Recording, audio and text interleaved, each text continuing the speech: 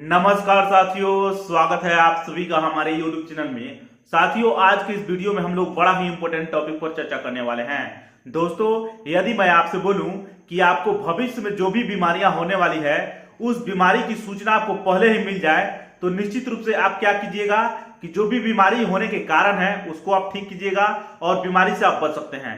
यह कैसे आप कीजिएगा इसी के बारे में मैं बताऊंगा। मैं पूरा का पूरा रिसर्च पेपर लेकर के आया हूं। जापान के कुछ वैज्ञानिकों ने एक एआई मॉडल विकसित किया है, उसी पर आधारित सारी चीजों को एक्सप्लेन करने का प्रयास उन्होंने किया है। मैं बताऊंगा सारा का सारा क्या चीज है। जब आप लोग जानिएगा तो निश्चित रूप से आप भी अपने भविष्य में होने वाली बीमारियों को ठीक करके और ज्यादा लंबे समय तक जी पाइएगा, अपने बुढ़ापा को भी रोक पाइएगा।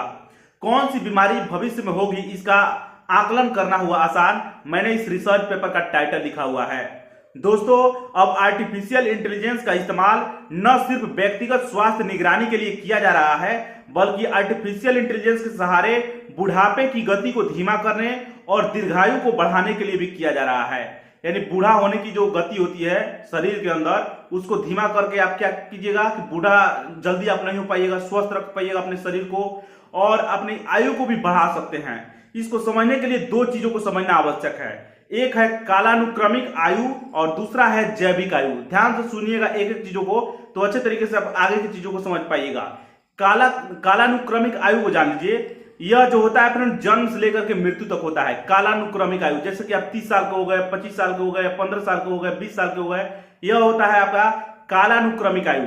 और जैविक आयु के बारे में जान लीजिए। जैविक आयु अवस्था होता है फ्रेंड्स, बदलाव होता है। जैसे कि शरीर के अंगों की बदलाव होता है, उसमें क्या क्या परिवर्तन देखने को मिल रहे हैं, कोशिकाओं में क्या बदलाव देखने को मिल रहा है, उसी चीजों को यह दर्शाता है जैविक आयु। जैसे मैं समझा रहा हूं, जैसे कि मान लीजिए 25 की उम्र का कोई व्यक्ति है, उसकी जैविक आयु 40 साल भी हो सकती है। 25 साल का कोई व्यक्ति है, वह दिखने में आपको लगेगा कि 40 साल का दिख रहा है। क्यों दिखेगा? क्योंकि उसका जो भी जैविक आयु है ना, वो बढ़ चुका है उसका। ध्यान रखिएगा। जैविक आयु क्या होता है मैं एक्सप्लेन कर दूंगा, 2-3 उदाहरण और अच्छे तरीके से समझ लीजिए, उसके बाद सारा चीज आपको समझ में आ जाएगा।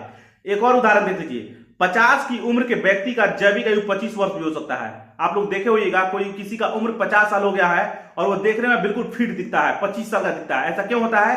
क्योंकि उसका जैविक आयु बहुत कम होता है।